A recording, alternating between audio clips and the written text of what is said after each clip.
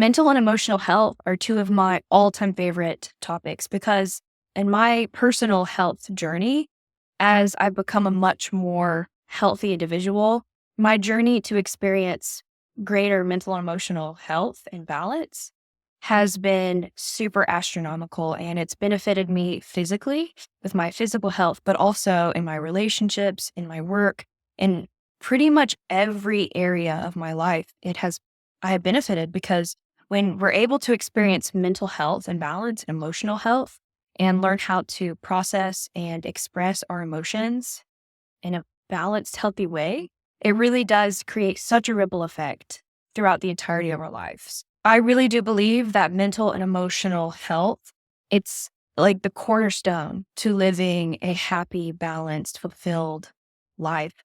It's something that many of us probably struggle to prioritize. And I grew up in a pretty religious household and family.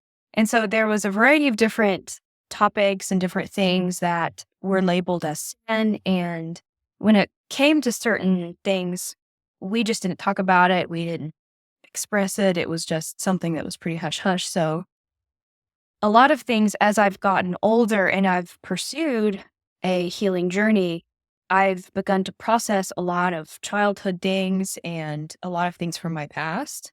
And going through that journey of sometimes processing and digesting things from the past that are kind of traumatizing, very challenging, it can be a hard journey, but it has such an incredible effect on our overall health.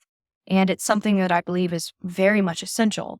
And even today, when there's certain topics and different things that come up in everyday life that I used to have challenges with, and it used to cause me so much more of a struggle. Well, now that I have really pursued my own personal healing, mentally, emotionally, physically, I'm much less affected by different things. And I can tell that I'm much more resilient. I'm much more healed. I don't have the same triggers that I used to have. These are definitely signs that healing has taken place. And I'm so grateful. So today we're going to talk about a few different tips that we can integrate into our lifestyle to help us to cultivate more mental and emotional health. I really believe that mental and emotional well-being and health, it's not something that we should look at as like a luxury, but it really is a necessity. So tip number one for cultivating more mental and emotional health is to practice daily gratitude.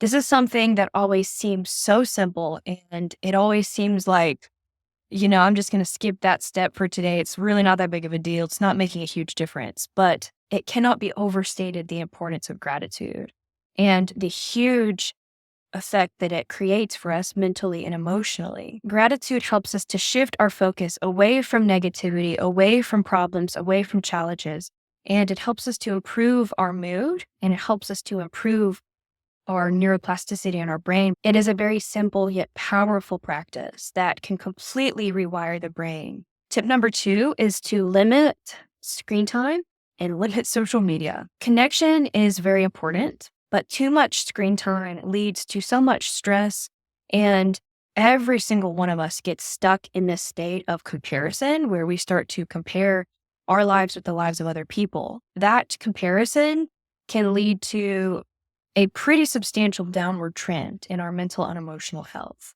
So make sure to set boundaries. Try to set maybe a social media free hour before bed, maybe even more than an hour, and maybe create designated times for scrolling or for checking up on your phone, social medias. And in your evening hours right before bed, perhaps use that time to read, to meditate, do some calming breath work, do some self-care, connect with loved ones. When it comes to social media, depending on your career, some of us use social media as our job, and it's a big part of our job.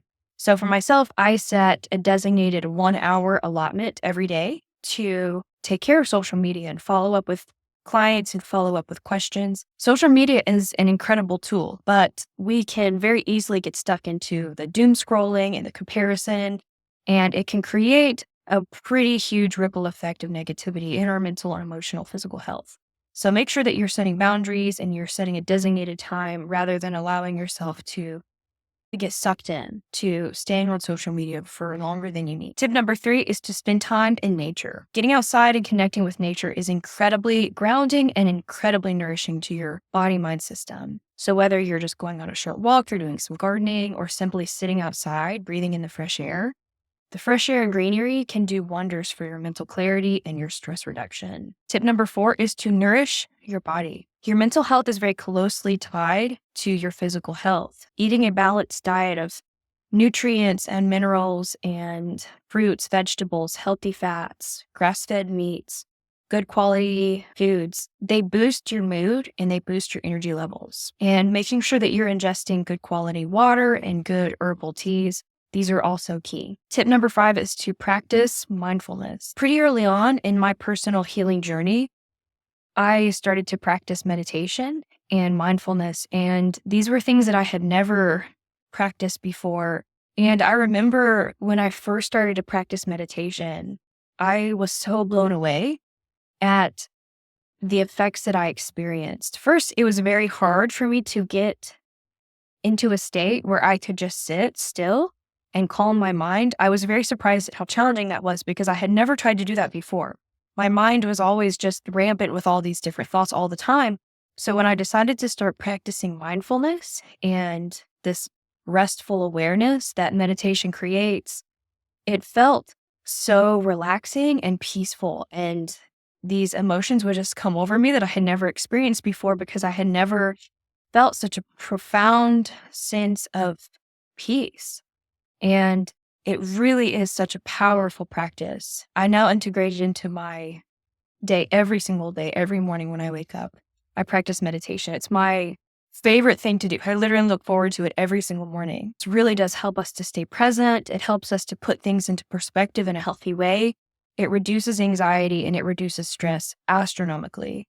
So if you're just starting on your mindfulness journey, whether that looks like meditation or yoga or whatever, or just breath work, whatever your mindfulness journey looks like for you, it's good to just start with 5 minutes a day. Start pretty low and build your way up. Focus on your breath, observe your thoughts, and don't have any judgment. Observe your thoughts with complete non-judgment, no critical thoughts.